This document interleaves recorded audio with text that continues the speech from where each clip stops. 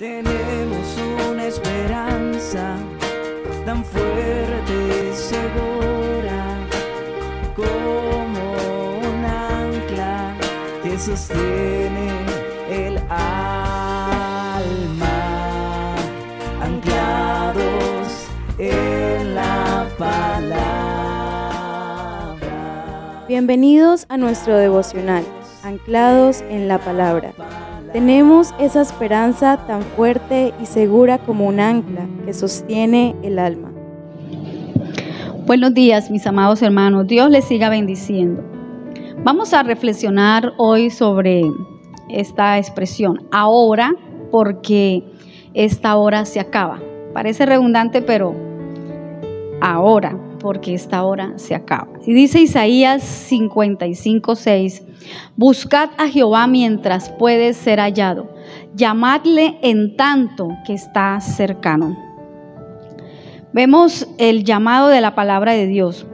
Debemos ser diligentes en mantener nuestra relación con el Señor. No se trata solo de creer en Jesús, recibirlo y ya. También debemos responder a ese llamado con el servicio y con el compromiso. Y es una falta de respeto a Dios decirle, Señor, ahora no tengo tiempo. Entonces algunos dicen, hoy no busco a Dios porque no quiero. Entonces, no amanecí con ganas de orar, no quiero leer la Biblia, no quiero saber de nada. Entonces, tomar tiempo para la oración, presentarnos cada mañana delante de Él, orando por los demás, por la iglesia, por nuestro país. También debemos ocuparnos en la lectura diaria de la Biblia, meditar en sus ordenanzas, en sus mandamientos, deleitarnos en sus promesas. Todo esto para conocer su voluntad y aprender a ponerla por obra. Otros dicen, hoy no busco al Señor porque no tengo tiempo. Viven ocupadísimos, quizás muy felices, muy tristes, muy enfermos, muy ocupados. Estoy muy ocupado haciendo mi voluntad, echando a andar mis proyectos. Cuando alguien dice, ¿usted cree que yo tengo tiempo para ponerme a leer ese libro? Y ese libro es la Biblia. Entonces, cuando un creyente dice que no tiene tiempo para leer la Biblia, que no tiene tiempo para orar, es muy triste, porque lo más posible es que dentro de poco ya no tendrá tiempo ni para venir a la casa del Señor, a oír su voz, a oír sus mensajes, a relacionarse con los hermanos en la fe, y después no tendrá ya tiempo ni siquiera para pensar en el reino de Dios. Entonces, debemos ocuparnos en el Señor. Nosotros tendríamos de no leer la palabra de Dios, escasez de conocimiento del Señor, y terminaríamos en peligro. En el capítulo 14 de Lucas, cuando leemos la invitación a la cena, todos tenían excusas. Estas excusas quizás eran válidas y muy probables. Cuando se hicieron las excusas, dice que todos quedamos bien. Uno compró una hacienda y tenía que ir a verla.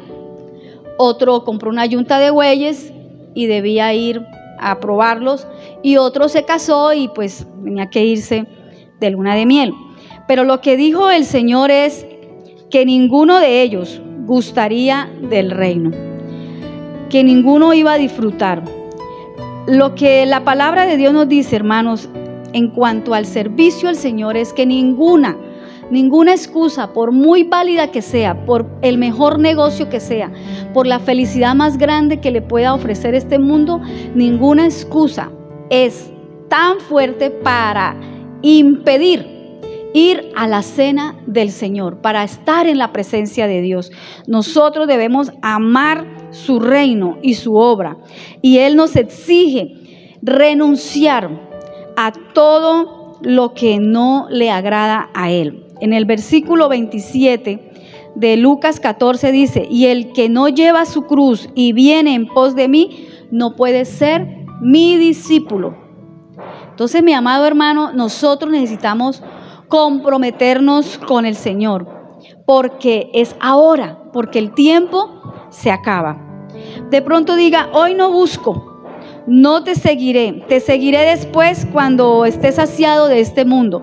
Y algunos piensan que pueden ir pecando, y alguien le advierte, cuidado, no se meta en eso. No, yo sé hasta dónde llego, yo tengo el control, yo sé manejar mis emociones, mis pasiones, yo sé hasta dónde voy a llegar.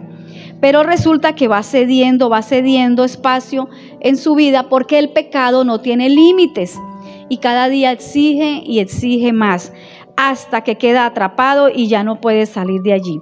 Entonces es ahí cuando el enemigo se levanta y empieza a acusarle diciéndole, Dios no te ama, Dios te va a condenar, ya no tienes perdón, y empieza a traer sobre él culpa. Recuerden que el Señor Jesús es el que justifica y el enemigo es el que condena. Entonces, si en algún momento usted cayó en pecado, la palabra nos dice que el Señor perdona al que se aparta del pecado. No esté confiado en sus propias fuerzas, ni tampoco se amargue porque usted pecó. Pídale perdón a Dios. Dice la palabra, los sacrificios de Dios son el espíritu quebrantado. Al corazón contrito y humillado no despreciará a Dios. Eso lo puede leer en el Salmo 51. El Proverbio 28:13 dice, el que encubre su pecado no prosperará, mas el que los confiesa y se aparta alcanzará misericordia. En otras versiones usted puede leer, el que disimula el pecado.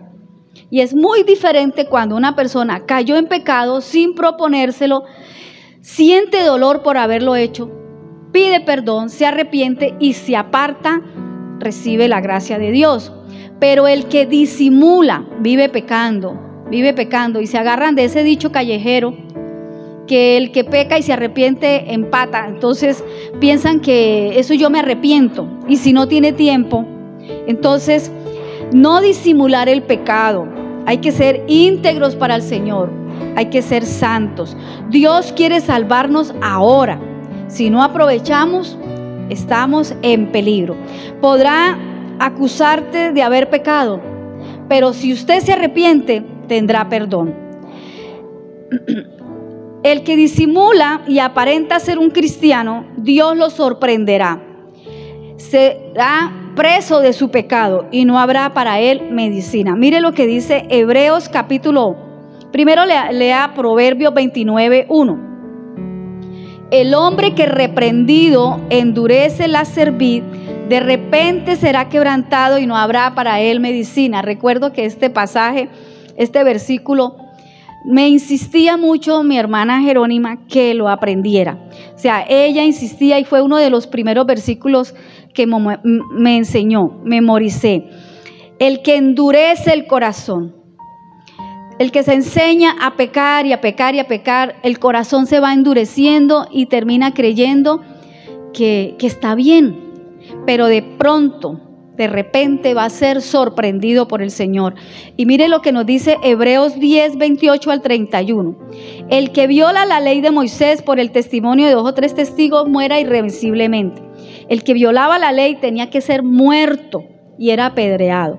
Pero aquí dice, ¿cuánto mayor castigo pensáis que merece el que pisoteare al Hijo de Dios y tuviere por inmunda la sangre del pacto con el cual fue santificado e hiciere afrenta al Espíritu de gracia?